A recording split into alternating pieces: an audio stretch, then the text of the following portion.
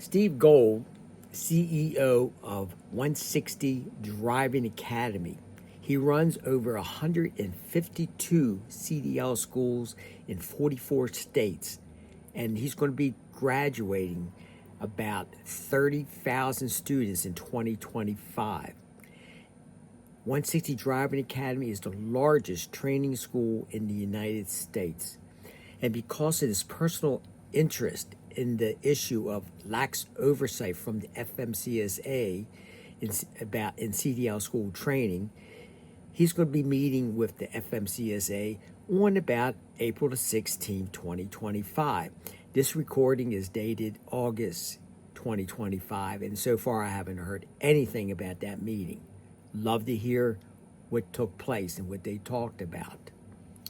So Steve Gold, he goes on to talk about very few people understands what's happening behind the scenes with the entry-level driver training.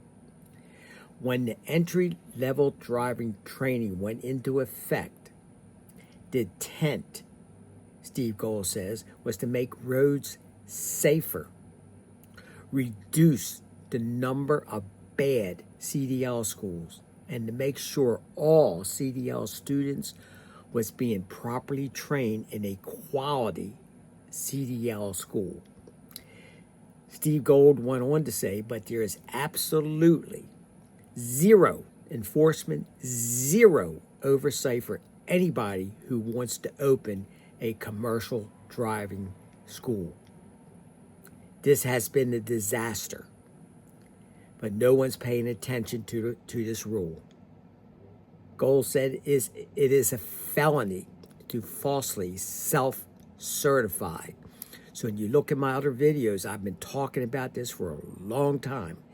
Steve Gold, myself, and others, we are in the CDL school training system. We train students.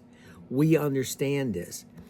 But unfortunately, groups in magazine, Landline, or and they write really good articles, Freightways, they gloss over the bottom, where the bottom is the CDL schools, and as it works up into the tractor trailer mega carriers, about training good drivers, the new inexperienced drivers. So Steve Gold goes on to say, this is how it works. So when a student from a CDL school ends their training, the CDL school will send a notification to the FMCSA. The FMCSA, in turn, will notify the state, DMV, MVA, to set up the student for state testing. The CDL school, once again, the same word, is self-certifying that the student is ready for testing, even if he can't even back up. So some of these students can't even back up, barely pass their test, and it's being set up for failure. The problem is that the FMCSA form does not have the word proficient on the form. This is myself talking on my notes. So when the school sends a notification in, the FMCSA does not have on the form, they have it on their website, but not on the form itself. Is this student proficient in all skills? Not on there.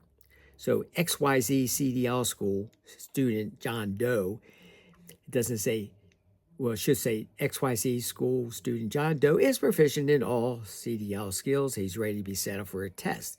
So it's not on the form. Not on the form. And since it's not, the word proficient is not on the form, CDL schools can say, well, I didn't know that. And they do know it. And they'll keep on setting up these students, and they will keep on failing, or it barely pass and be set up for failure in your journey to trying to become a CDL driver.